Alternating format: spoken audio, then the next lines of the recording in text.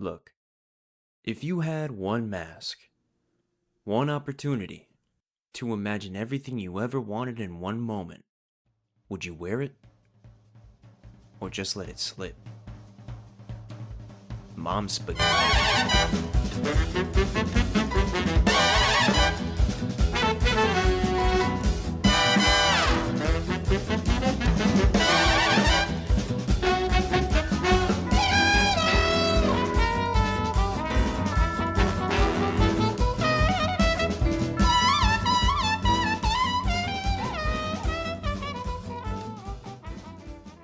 Let's just say that for shits and giggles, a mask plops down to you from thin air, Death Note style. You don't necessarily know where the mask may have came from or why it landed near you, but a strange allure starts to form around it, and you go from, I'm not putting that on, to maybe I'll try it on just for a second, like trying on a pair of glasses on in a store. But then all of a sudden you're taken over by this mask. Its power overflows your mind, and you have the power to bring anything you imagine to life. You're otherwise impervious to everything while wearing the mask. No one can take it off of you, and the best part is that it's because it's a mask, no one knows it's you under there. Now, what do you do with that mask? Rule the world? Fight crime? Go on a killing spree? Throughout the series, the mask sort of just plops all over the place and you're all kinds of different people. It all starts a bit harmless, until the mask starts to unravel the user even further, making the user do things they'd otherwise never do, like hurting innocents and so on. The user will start out the one in control. However, the amount of time the user is exposed to the mask, the more the mask seeps its control over you, turning you into nothing more than a vessel for its destruction.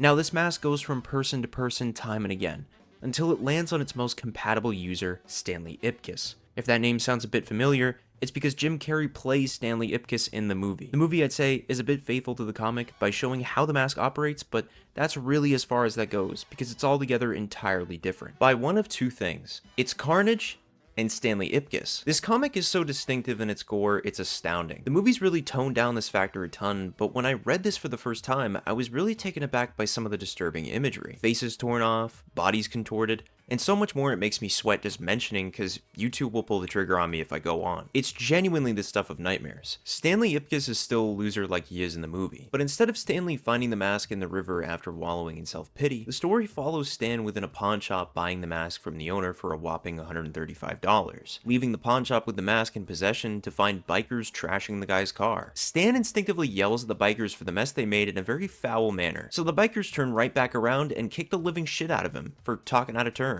Left on the ground a bloodied mess, Stan pitifully picks himself back up from the ground to drive back home. And it's during his drive home he imagines all the ways he could get back at the bikers, if he just had the power, each idea more brutal than the last. At the beginning, you're sort of tricked into liking this guy. You see him get attacked by random bikers and you're like, yeah, I'd think the same thing. I'd want to see those guys eat shit, but this would pass and you'd move on with your life. Stan, on the other end, just adds this to an ever-growing list of people to one day get back at, with about the same level of haunting aura as Danny McGrath from Billy Madison. Come to think of it, Steve Buscemi wouldn't be a bad person to play the mask, because oddly enough, when I read the mask's dialogue, I don't hear Jim Carrey. I think Steve Buscemi, for some reason. To me, he has the right amount of range to play both someone who hates life and a psychotic lunatic perfectly. Maybe not in a live-action movie since the last one made sure to bury it 6 feet under, but I feel for an animated adaptation that's more faithful to the comic would receive a ton of praise if done right. Whomever has the film rights, I beg of you. You're sitting on gold right now. Furthermore, arriving back at his apartment where he lives with his girlfriend, given the dialogue between them, Catherine refers to Stan as being rough,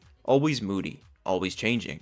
As a result, we can gauge that among some of his incredible anger issues, he's also not really the best boyfriend in the world either. But they make it work some way somehow. Giving Catherine the mask she's been wanting for months, the pair kiss and make up all the way to the crack of dawn. After the excitement, Stan walks over to the bathroom to wash his face, only to freak out at the sight of the mask lying on the toilet seat. Out of sheer curiosity, Stan tries it on to scare Catherine, thinking she left it on the toilet to scare him, only to fully transform into the mask, or Big Head as he's referred to in the comic, but I'm just gonna stick to the mask just cuz. Now, Stan doesn't freak out or anything. He gets rather excited actually, and believes he has incredible powers right out of the gate, picking a fight with a random guy only to swing himself into oncoming traffic, getting ran over in the process, only to spring up from vehicular manslaughter completely unscathed, thinking to himself that he's got to use this mask to serve and protect others. But first, he's got to settle a few scores with some bikers. arriving, bringing with him nothing but destruction to the club's doorstep, hurting each of them specifically how he'd imagined when they hurt him in the very beginning, clubbing them upside the head, twisting their noses with wrenches, and lighting them on fire. It's while the mask delivers this chaos that he tests the limits of what its power can really do, summoning various objects out of thin air, like an Uzi for starters. It's only while practicing this ability that one of the bikers manages to blow a huge hole into the mask's chest, only to find that while he continues to wear the mask, no harm will ever befall onto him. Thus, the mask shoots and kills the remaining biker, takes one of their beers, and revels at getting even. Arriving home through the bathroom window, Catherine sees for a split second a huge green head with a big grotesque grin. Horrified, she slams the door and opens it again to find Stan. Stan's like, "What the fuck is wrong with you?" Playing it off like nothing happened. Just look at him.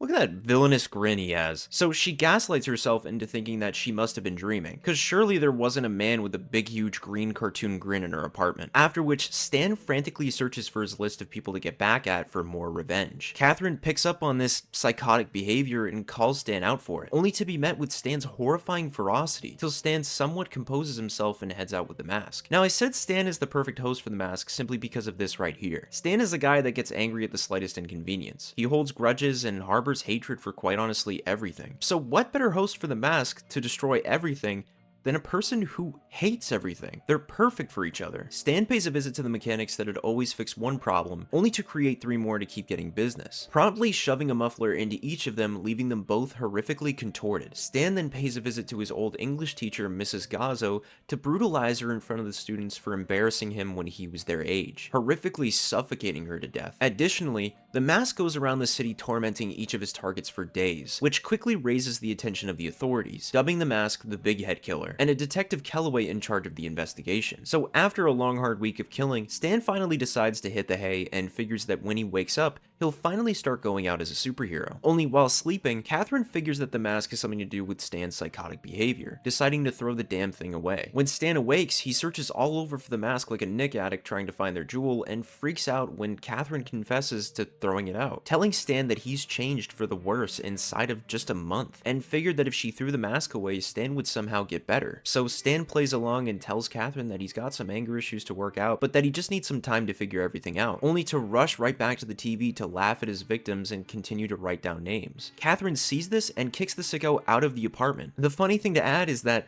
while she's throwing him out, he tries to calm her down, right? And you think maybe he'll collect himself and see the error of his ways? Nah.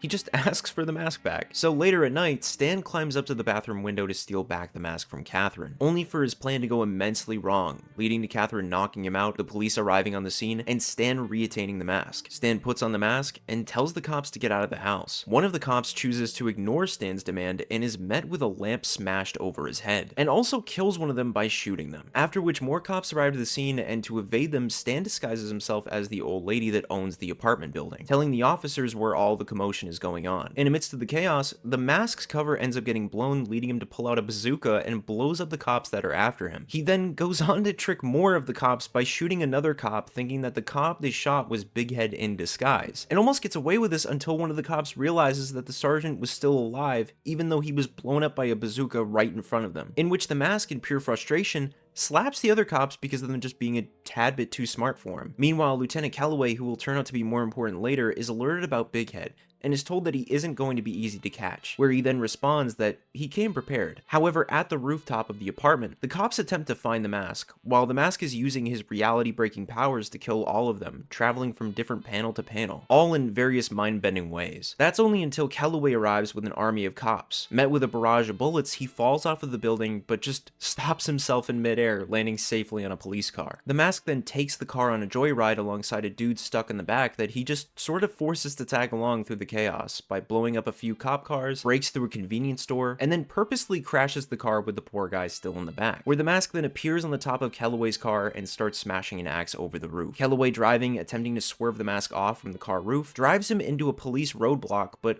all this achieves really is more death and destruction dealt out by the mask, whipping out miniguns and flamethrowers, killing everyone. After wreaking so much havoc and carnage, the mask skedaddles through the sewers, in which the chaos finally comes to an end. Walking through the city on his way home, the mask walks by a cop out on patrol who doesn't realize how dangerous he is. So the cop says, "Hey, "You're that ugly killer," to which the mask reasonably responds back by shooting the cop's groin. Upon the mask entering Stan's home, he comes up with the idea to skip town for a long time, taking off the mask while he gathers his things, remarking that he never liked this city anyway, and that he'll be glad to get out of here, only to be shot twice in the back, revealing Catherine, the one wearing the mask, that had shot Stan to save the city and also maybe the world from his unruly ways. See, it didn't really take much for Catherine to realize that it was Stan who was the mask, and how he was becoming that monster simply by putting on, well, the mask. And wielding all that power before her, she wasn't consumed by it, but rather scared. So she turned the mask in to Detective Kellaway, hoping that by giving him the mask,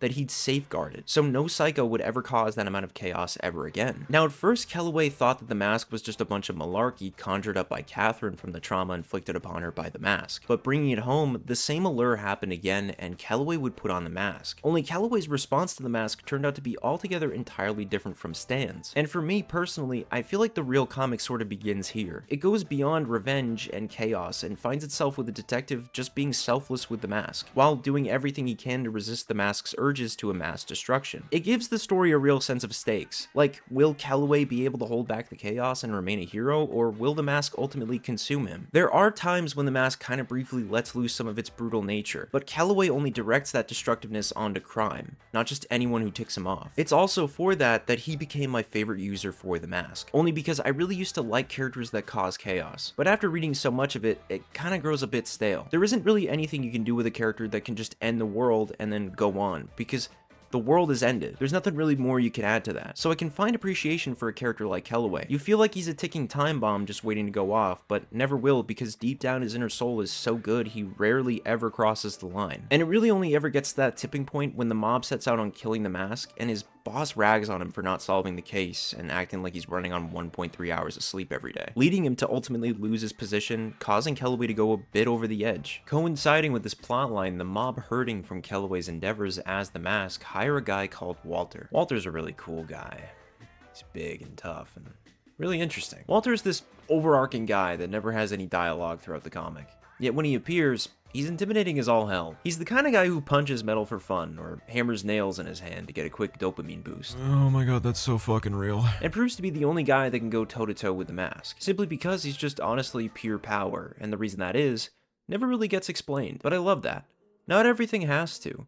Because a beautiful thing starts to happen while reading, where you start to form your own theories about Walter, like where he came from. Why is he so menacing? Why does he never speak? And is he the antithesis to the mask? But we just aren't meant to know. And it makes his character that much more interesting. A lot of the characters are really given such likable personalities and moments that are so genuinely funny you'd think it'd really happen if some guy with a green head that could do anything would happen. Now, over the course of the story, Kellaway wears the mask so much that it finally begins to take its toll and unravels Kellaway, turning him into someone that no longer cares about morality, to the point he almost blows up his own partner's head for simply talking out of turn, resembling the behavior of Stanley Ipkiss. It's here Kellaway realizes that no matter how strong the will, the mask will always find a way to break down the user to their very core and buries it so no one can ever use its power again. Finally understanding that the dangerousness of the mask goes beyond him and could bring about the end to everything if ever in the wrong hands. And guess what?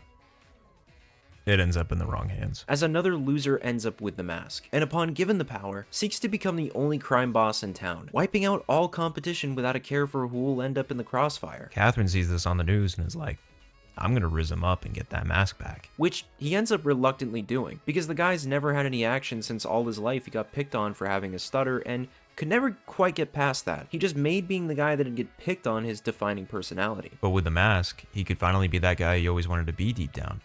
The guy that controls everything. The guy that gets stuff done. And the guy that gets all the ladies. You get to really know this guy briefly, and understand why the mask means so much to him, despite the fucked up shit he's done. So when Catherine kills this guy, and some of the henchmen find this random body inside of the mask's bedroom, you kinda just feel bad for him. Catherine, despite her stance on the mask, ends up having to put it on to survive the mob and Walter hot on the mask's trail. Upon putting on the mask, she's met with a fever dream of the mask's origin that was a monument for a tribe somewhere around the world, until it was snatched by someone and brought to America. This isn't really ever touched upon again, but it does give you some sense that the mask's origin is something otherworldly, leaving you with more questions than answers. But I dig that. Sometimes I don't like being spoon-fed information. Sometimes I like to interpret what the mask could be. Not what the mask wiki thinks it is. So Catherine wearing the mask, it leads her into a nasty brawl between Walter, being shot, stabbed, bones broken, until Catherine just decides to give up the mask. She just sort of gets fed up with all the nonsense and just decides to throw the mask away and just yells at Walter. So she just calls out all the bullshit and just wants to be done with it. It's something genuinely sincere about this comic that not a lot of stories usually end up doing, where the character just turns around and says, "Why are we even doing this? Can we just stop? I don't want to be a part of this anymore. I just want to go home." And I like that. Yet, Walter curiously sort of just stands there aflame with no interest in the mask. And before we can understand why, Kellaway rams his car into Walter, causing a massive explosion, which seemingly kills Walter and gets rid of the mask. We still got a few more minutes to go, baby. They both come back with no explanation and the whole thing starts all over again. 4 kids end up attaining the mask, and Walter just comes back angrier than ever. Each issue has one of the kids in control of the mask, and each one of them does something crazier than the last. My favorite is the kid who's obsessed with comics and just becomes this ideal superhero with his first act as said superhero to free all the zoo animals. After which the city is left to deal with superhero-themed zoo animals infesting the city while Walter runs amok destroying the city to get the mask. He's like the Terminator or Javier Bardem's character in No Country for Old Men. He's an unstoppable force. Which ends up leading into a huge confrontation between the mask and Walter, in which Walter is swept away by a lion into a river, where Kellaway is the one to convince the kids to give up the mask because they're doing more harm to everyone around them than the mask lets them realize. Yoink! Walter killed the lion and nabbed the mask.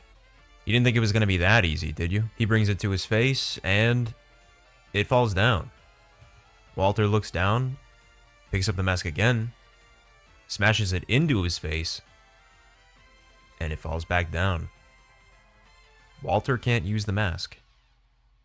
For some reason, the mask has no effect on him, and this remains one of the biggest mysteries in the series, and leaves you to question what his relationship with it could be. Why before was there no interest in the mask? Some say it was for the challenge, to kill something stronger than himself for accomplishment, but then why the sudden interest to put it on later if that's the case? And upon putting it on to no effect, is it because Walter is a pillar of chaos himself, or something of equal power? Applying the movie logic that the mask was created by the god of mischief, Loki, are we meant to believe that Walter may be Odin? I'm making this argument because Walter is an unstoppable force. He goes toe-to-toe with the mask, where others just simply can't because of the mask's insurmountable power. Also, in several different panels, Walter is surrounded by ravens. Odin uses ravens to help him through his travels. They basically tell him everything he needs to know. And it seems like around the end, Walter just knows where the mask goes no matter what the mask does. There's just too many coincidences. I don't know, man. I'm grasping at straws here. In all honesty, it could be his head is just too fucking big. So many questions that just simply never get answered, because he just throws it into the river never to be seen again. Nobody gets what they want in the end, and I kinda like that. The Mask comic series is something I've grown to adore deeply, for its incredibly likable characters, for how it switches from person to person with the mask, always giving you a new experience. Although it can get a bit,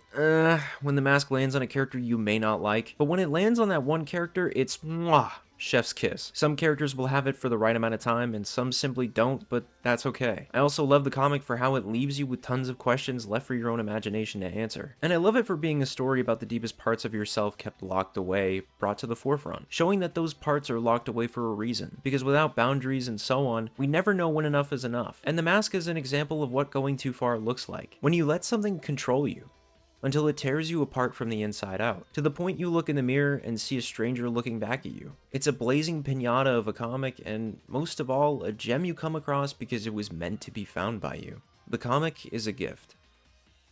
Who's laughing now? Thank you to Furkan Yilmaz, Archer 2010 FX, Sebastian, Trinae Adams, Otavio Moraes, David Johnson, and Soda. I hope you guys like this video. I still got a couple more videos in store for this year and then the next. A pretty big one, I think, next year, but we'll just kind of have to wait and see because it's a character that has like almost 70 years worth of history. I'm not going to tell you who it is. And I guess so you don't leave my video empty-handed, I'll just tell you a quick joke off the top of my head. I don't know, 2 dudes walk into a bar. The fucking bartender says, "Hey, what are you having?" The 2 guys say, "Nothing," and they walk out. The bartender's like, "Those dudes were a couple of assholes."